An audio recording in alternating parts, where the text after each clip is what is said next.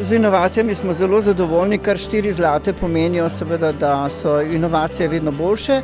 Med srebrnimi pa smo našli nekaj takšnih, ki se vsako leto prijavijo na razpis in prispevajo kakšno novost na svojem delovnem področju ali pa tudi za širšo uporabo. Po drugi strani pa kar nekaj novincev, ki se sicer prej s svojimi rešitvami niso pojavili kot inovatorji. Moram reči, da smo med srebrnimi našli tudi veliko zanimivih rešitev, ki so jih prispevali mlajši ljudje na področju uporabe različnih aplikacij. Jaz mislim, da že ta nagrada, ki smo mi dobili, ni priznanje samo za nas, ampak je pravzaprav priznanje za vse platforme, ki so v Sloveniji, pa tudi drugje, da je pravzaprav to ni nek bav, da to je pravzaprav nekaj zelo družbotvornega, ki omogoča na eni strani tem individualcem, da sedaj postanejo del nek česa večjega in jim ponudi neke nove poslovne priložnosti, na drugi strani spet tem potnikom omogoča te storitve, ki drugače sploh brez teh platform ne bi mogli biti. To so dejansko storitve, ki drugače bi bile slabše, bi bile lahko dražje. Skratka, veliko pozitivnega prinaša ne samo za potrošnike, ampak tudi za one, ki izvajajo notri.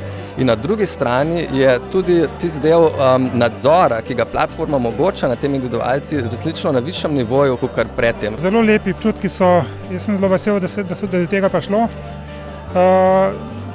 Dejansko sem ponosen, če ima človek vizijo, če ima človek ideje, nekaj na koncu mora nastati. In končni efekt je pa visoko kvaliteten proizvod, ki se dejansko vidi. Izdelek nastane na osnovi potrebe. Še več, mi ga poskušamo implementirati preko marketinga, v bistvu preden je narejen. Že v prototipni fazi, tako da procesi pri nas so zelo hitri, od inovacije do izdelka, tako da danes, ko prejemava to nagrado, se izdelek že trži v 12 državah. Najprej se zbira, se pravi, zahteve s trga, se pravi, in potem nekako poskušamo to dati v nek nov produkt. Ste del skupine Danfoss, kakšne so tukaj prednosti?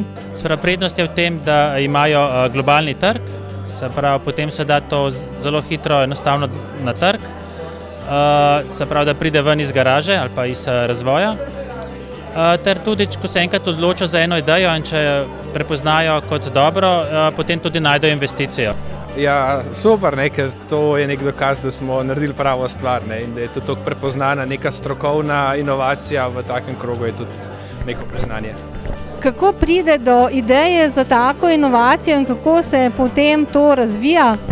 Ja, tukaj prva stvar je, da se je mogel pojaviti nek problem. Nekdo je mogel povedati, da obstoječe stanje ni bilo v redu in tukaj je bil predvsem doprinos zdravnikov, ki so povedali, da bi radi še neko alternativno obliko tega zdravila, ki bi bila bolj prijazna otrokom. In potem smo pri nas imeli že ideje iz drugih terapevtskih območij, kjer se uporabljajo različni pristopi za lajšanje požiranja in to smo potem uporabili tudi na tem antibiotiku. Razvoj tega zdravila traja kar nekaj časa, v tem primeru mislim, da kar 4 leta, da se dejansko razvije in potem še lahko tudi nekaj let, da je odobren iz strani agencije za zdravila in da se potem začne prodajati.